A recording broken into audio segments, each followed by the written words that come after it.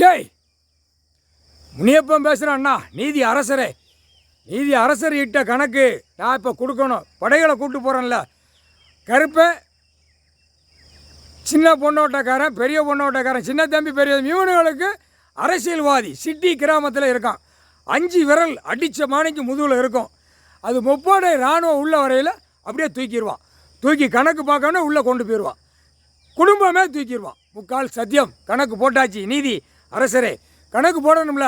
கணக்கு போட்டோடனே அந்த கணக்கு இவங்க வேலை பார்ப்பாங்க. இப்போ தமிழ்நாடு தான் விரட்டி விரட்டி அடிப்பானுங்க. விரட்டி விரட்டி அடி. இப்போ கணக்கு விட்டவுடனே முதலமைச்சருக்கும் அவன் குடும்ப வாரிசுக்கு 5 விரல் அடி முதுகில் இருக்குது.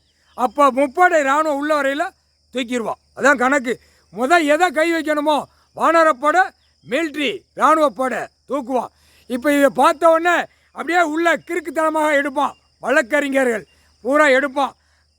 அரசியல்வாதி எடுப்பான். கணக்கு எடுப்பான். கணக்கு இது என்ன செய்யலாம், ஏது அவன் மூளை திரிப்பான். அதுக்காகத்தான் இவனுங்களை விட்ட மண்டையில் ஒரு அரடா அந்த மூளை கலங்கி போய் நிற்கட்டும் அப்படின்னு கொடுத்துட்டேன். இப்போ அடி கொடுத்துருவான். மண்டையில் மூளை கலங்கி போகும். மூளை கலங்கி போனால் வேலை செய்யாதில்ல.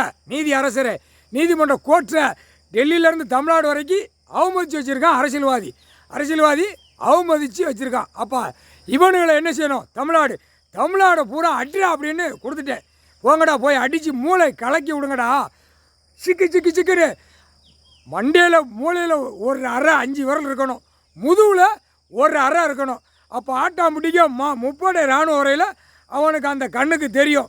அந்த பவரால் தெரியும். உள்ளே மாட்டி இருக்கிறதே தெரியும். அப்போ இவன் மேலே மாட்டி உள்ள கேஸ் இருக்கிறதே தெரியும். அப்படியே தூக்கிடுவான். முக்கால் சத்தியம். பேப்பரை வச்சு பெரிய விளையாட்டு தான். பேப்பரை வச்சு பூமியை பாழாக்கியிருக்கான். அதனால் நீதி அரசர் கையில் காலேஜ் டைமே கொடுத்தாச்சு. முக்கால் சத்தியம்.